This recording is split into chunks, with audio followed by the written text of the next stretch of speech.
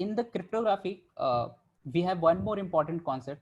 Before I go into encryption and decryption and other major concept, we have one more very important concept, which is called hashing.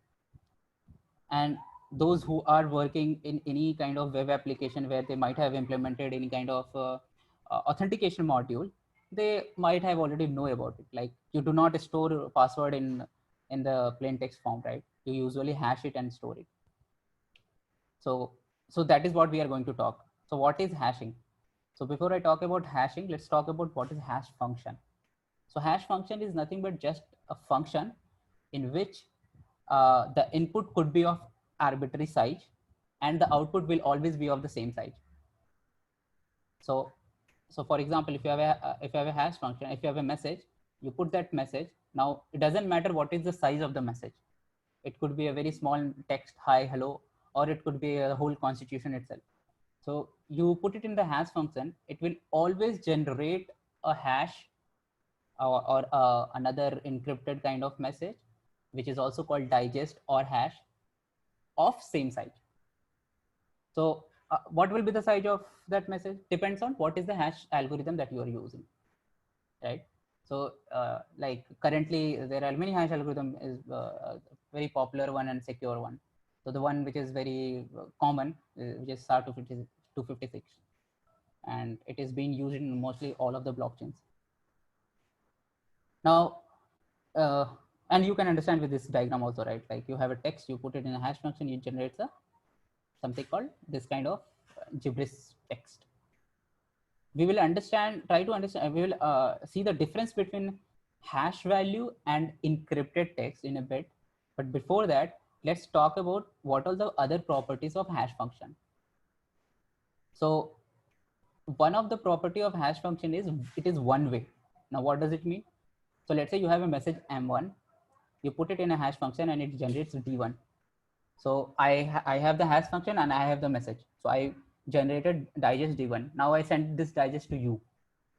Now, you just by looking into that digest, it is not possible to get the real message. So that is one way. Like, you will be able to generate the digest with message, but it is not possible to reverse engineer it or get back the actual message. Even if this hashing algorithm is known to you, it doesn't matter. So it is not possible. So that is why it says one way. The second property that hash function has, and of course, for now, just have all of these concepts. Tomorrow we will see how these concepts are applicable on blockchain.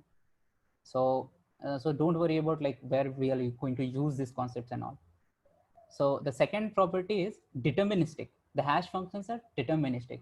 Now, what does deterministic mean? So let's say you have a message M. Yeah, I'm talking about this figure. You have a message M and you put that message into hash function, it generates a digest D1. Now, it doesn't matter how many times you put the same message, it will always generate the same output, right? So, I mean, you can understand with something called this with, let's say, random number generator, right? So random number generator function, if that executes in my system, and if that random number generator function executes in your system, it cannot be guaranteed that it will always produce the same output, right? So which is why the random number generation function is called non-deterministic function, because the output is not determined, like will not be same. Similarly, the date time dot now function, it will always generate the different output every time it is executed. Whereas in case of hash function, if the given input is same, it will always generate the same output, provided that the hashing algorithm is not changed. The third property which hashing function has is called collision resistant. Now, what does it mean? So let's say you have message M1, you put it in a hash function and it generates a digest D1. Okay. Now, it is not possible to have another message M2, which is different than message M1, and it also has the same digest D1. What I mean is, like, if you change the message, it is guaranteed that your digest is going to change. It will never collide. It will never be same. Even if you have a text and even if you have put just one dot, which means the message got changed. even with this just a small change, the whole message gets changed, and hence the digest will get changed. It will never be happen. Never happens that two different message can have same digest. It is not possible. Now there are a lot of mathematics behind these hash functions, which is out of the scope of this session, and also behind all of this encryption and decryption that we will read today. But then maybe we will take that in some other session, separate session about just for cryptography. Anyways, so just let's take a quick look on how does a hash function work. So this is the crypto playground which we have built, and so this tab is for hashing, right? And also whatever I am going to tell you, or everything is written in this document, so you can just simply go through it. So I have the readme is there, so nothing to worry about. And even the document for understanding all of these is also there. So anyways, let's come back here. So look at this. I have two fields, actually one field, data, and I have a value called hash, right? It looks like this. Now, even if there is no value over here, but still I have got the hash, which means this hash is for input blank, right? There is nothing present here. Now, if I give a space, look at the hash gets changed. Second space, the hash gets changed.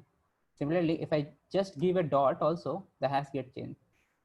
Just small, even with a small change, the hash gets changed.